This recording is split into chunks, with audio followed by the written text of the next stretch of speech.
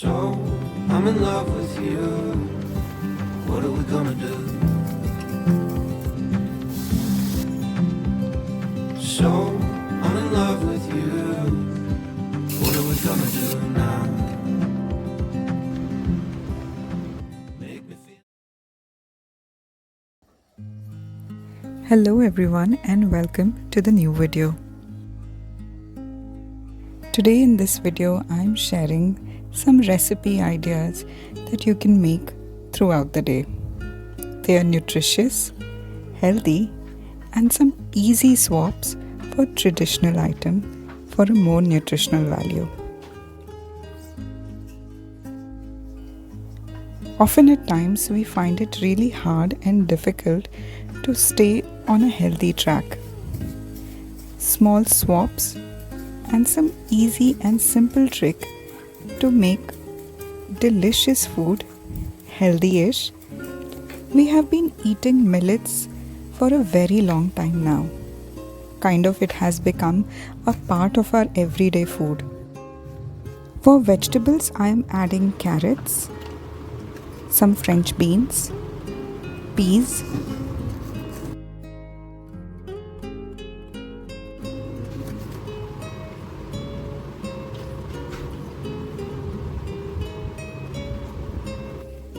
I'll quickly dry roast this coarse sorghum flour in my freshly seasoned cast iron cookware.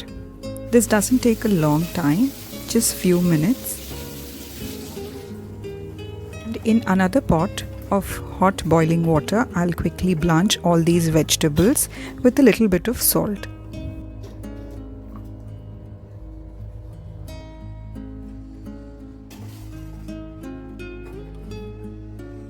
In the same kadhai, I'll add half a teaspoon of ghee and quickly roast some peanuts and some cashews. Here is a pro tip: peanuts take longer to roast than the cashew nuts. So first roast peanuts and in the same kadhai add the cashews. The heat will help the cashews to cook faster. Add half a teaspoon of ghee, black mustard seeds, a pinch of hing, turmeric, chopped onions, blanched vegetables and half a teaspoon of sambar masala. Mix everything together for 1 or 2 minutes and then add the sorghum rava.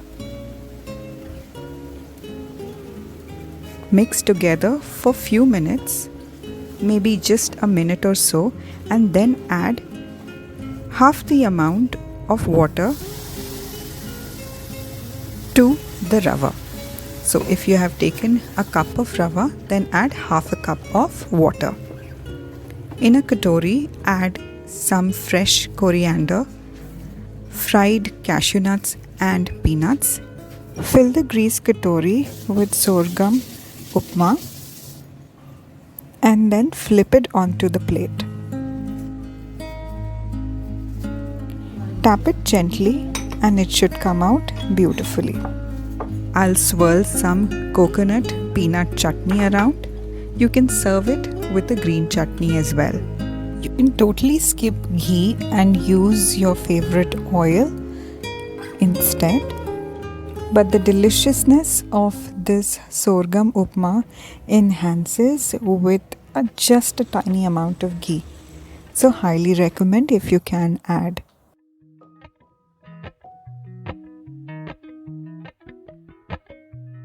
Appalachian sunrise meets my skin. Even with my eyes still closed, feel it coming. Golden, I'll follow only golden. Golden. For lunch, I am making bhindi masala and shahi malai kofta. Now there is a twist to this. Instead of using all cashew or majority cashew, I am using melon seeds as a majority seed or nut. All the recipes are listed in the description box, so you can watch all the detailed measurements there. my skin. Even with my eyes still closed, I can feel it coming in. Golden. One of our fellow YouTubers suggested to slice bhindi like this so that it cooks faster. Honestly, this trick doesn't work at all. It makes bhindi really slimy and it totally loses its shape. So would not recommend. But if you are in a very haste or something, it definitely cooks bhindi really fast. But taste wise, I would prefer having it whole. Mixing all the masala together before putting it on the gas stove really enhances the flavor of bhindi for sure. I have boiled soaked cashews and melon seeds, and then I'll strain it through a sieve and let it cool down for a while.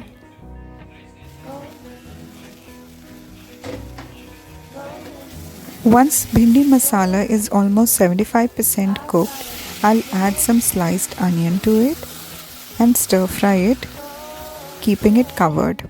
I'll add a teaspoon of mustard oil and some garam masala, and our bhindi masala is ready. I made some fresh homemade paneer using some lemon juice. Strain the paneer while it's still warm, not hot. We will just blitz it in our mixer to make it into a smooth paste, almost like a cream cheese texture. By my skin. Big step over, splinter. To this, I'll add salt to taste, some fine sorghum powder, and a pinch of green cardamom. Mash everything so that it forms a dough. In a cookware, add 1/4 teaspoon of ghee and roast some chopped cashews along with some spices, sugar, and salt. Turn off the flame and add some golden raisins, some berries of choice. These are absolutely optional. You can always swap it for the same quantity of raisins. In the same pot, add a teaspoon of ghee, whole spices, jeera, and cashew and melon paste. Cook it for few minutes. Add salt to taste, half a teaspoon of green cardamom powder, half a teaspoon of cinnamon powder, half a teaspoon of garam masala powder, and cook it well. While the gravy is cooking, we will make the koftas using the paneer dough. Just make a small little katori like so and fill it up cashew berry crunchy mixture in the center. Now there are various ways to make koftas. You can make it into a round ball, but I'm making it in a flat disc shape. It requires less oil to fry this. You can shallow fry this, deep fry this. I do not like to use the oil which I have used for deep frying, so I try and keep things a little flat so there is less wastage of oil. Add kasuri methi and a teaspoon of butter and pour this white gravy over the koftas. The dinner is served with some plain oats roti, and everything came out absolutely restaurant style. Gold leaves, gold anything, gold. I'll follow only golden,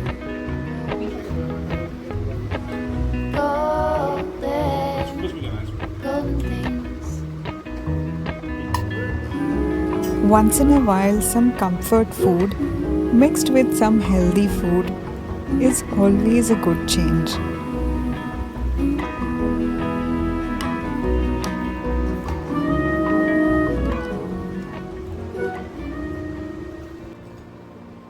evening snacks, I decided to make something different today. I am making a tangy sattu drink. It's a very traditional drink from where I belong, and we used to drink it either in a tangy flavor or in a sweet flavor. It's super simple, super easy. Just mix all the spices, add fresh lemon, mint, and coriander, and dilute it as per your liking.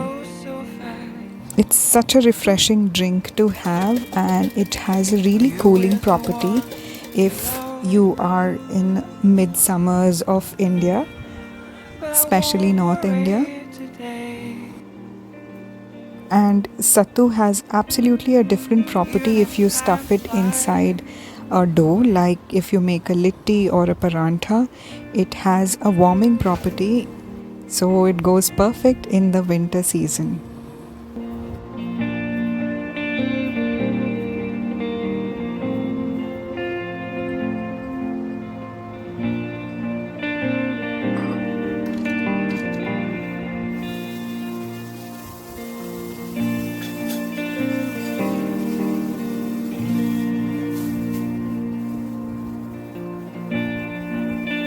Diamonds shine on the snow.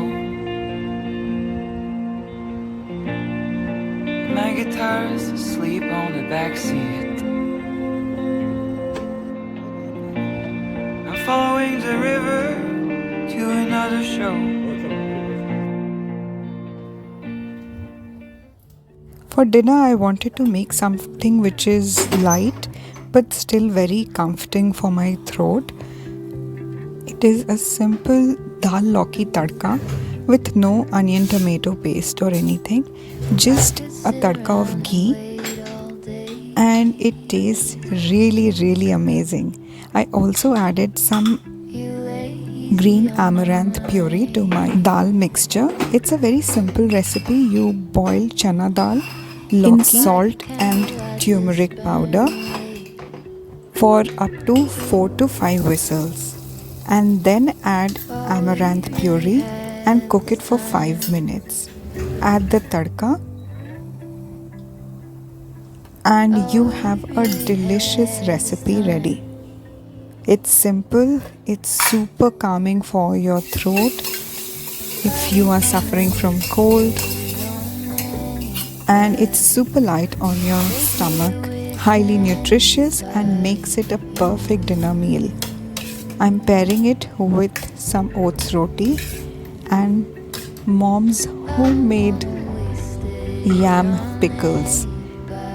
This contains no preservative and it is sun dried, so it is nice and fermented. I hope you enjoyed these simple, delicious home cooked meal ideas. Do leave me in the comments which was your favorite. All the recipes are linked in the description for you. I'll see you in my next vlog. Until next time, bye bye.